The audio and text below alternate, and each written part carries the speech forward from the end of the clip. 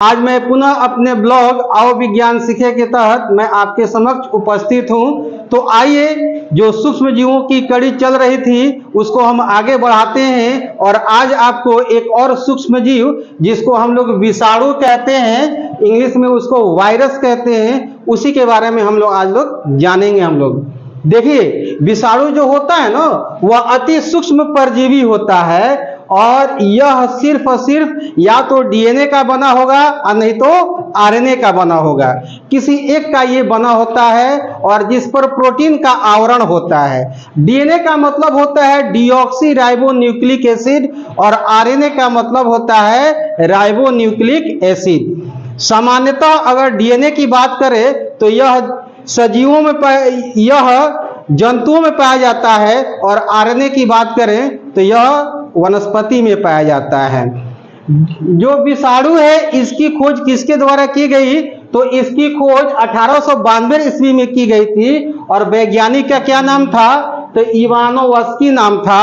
और कैसे ये खोज कर रहे थे? तो आप तंबाकू देखे होंगे, उसकी पत्ती पर एक चितकबरा रोग लग जाता है ना, जिसको मोज़ेक रोग कहते हैं। उसी रोग के बारे में वे अध्ययन कर रहे थे और तब उनको पता चला, किसके बारे में? वायरस के बारे में पता चला। तो इस तरह उन्होंने 1892 में तंबाकू के रोग का पता लगाने के क्रम में वायरस की खोज किया था उन्होंने।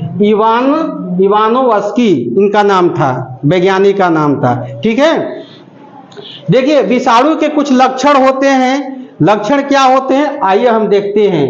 इनमें कोशिकीय संगठन नहीं पाया जाता है। विषाणु में किसी तरह का कोशिकीय संगठन नहीं पाया जाता है और साथ ही अगर विषाणु को अगर आप देखना चाहते हैं तो सिर्फ और सिर्फ इलेक्ट्रॉन सूक्ष्मदर्शी की सहायता से इसको हम देख सकते हैं।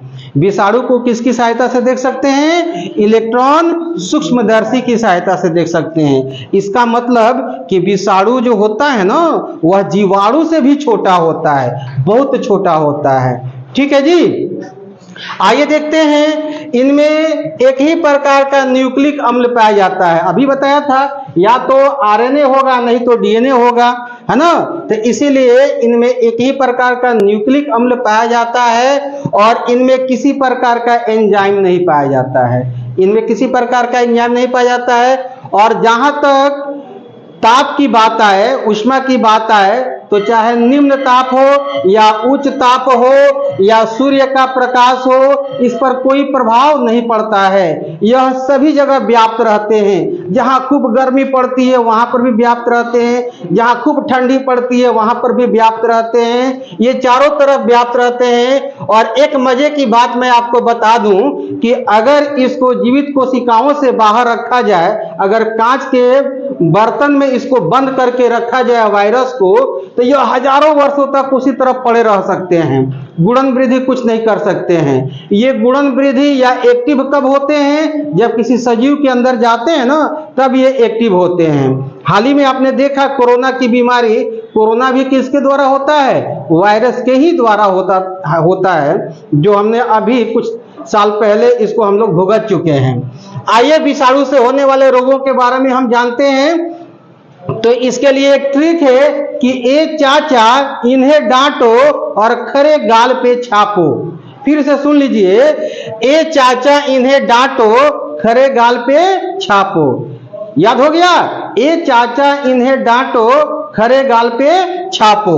आइए देखते हैं। ए से एड्स होता है, चाचा से चेचक, इन से इन्फ्लुएंजा, हे से हर्पीज, डा से डेंगू, टो से ट्रेकोमा, ख से खसरा, रे से रेबीज होता है, और गाल से गलसुआ की बीमारी जिसमें हमारा गाल फूल जाता है, और पे से पीलिया होता है, पियरी की बीमारी, और छा से छोटी माता और पो से पोलियो की बीमारी। ये सभी किसके द्वारा होते हैं? तो ये सभी विषाणु के द्वारा होते हैं। आई होप आज का यह टॉपिक, यह वीडियो आपको पसंद आया होगा। तो इसको लाइक और मेरी हौसला अफजाई के लिए कमेंट जरूर कीजिएगा।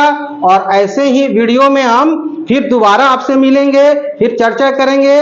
तब तक के लिए आपका दिन शुभ हो। धन्यवाद।